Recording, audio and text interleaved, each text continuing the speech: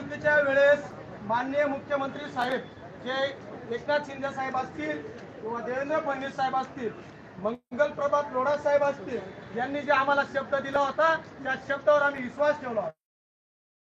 संपूर्ण महाराष्ट्रातील तमाम 1.25 लाख लोकांनी, माझे लाडके भाऊ असतील, माझ्या लाडक्या बहिणी असतील, सर्वांनी यांच्यावर विश्वास ठेवला आणि प्रत्येक आस्थापनावर 6 महिन्याचं प्रशिक्षण पूर्ण केलं.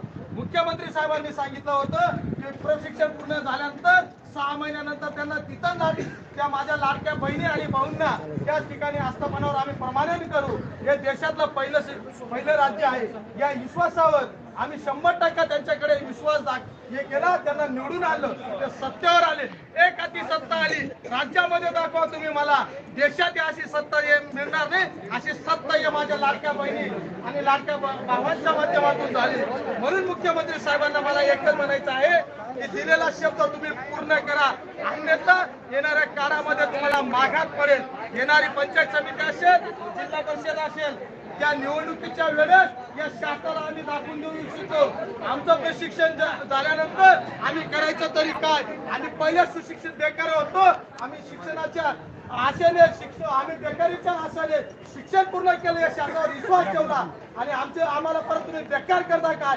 जर तुम्हाला आम्हाला बेकारच करायचं असेल तर आमच्या हाताला बेड्या घाला. तुम्हाला बेकारच करायचं असेल तर आमच्या हाताला बेड्या घाला, अन्यथा आम्हाला रोजगार द्या. एवढं या शासनाकडे आम्ही विनंती करतो.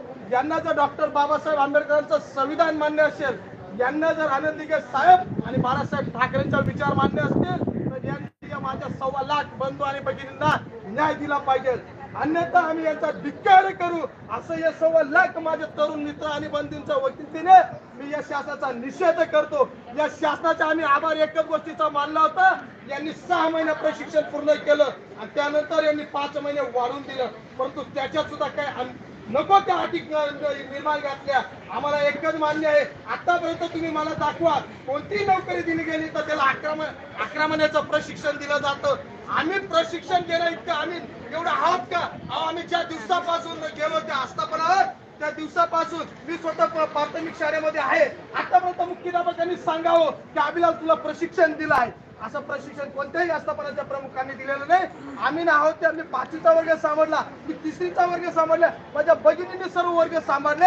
आतापर्यंत आमच्या वर्गामध्ये चौकशी करावी, यांच्या शिक्षण मंत्री असतील यांनी पुढे यावं, चौकशी करावी आमच्या विद्यार्थ्यांनी आम्ही कसं घडवलंय.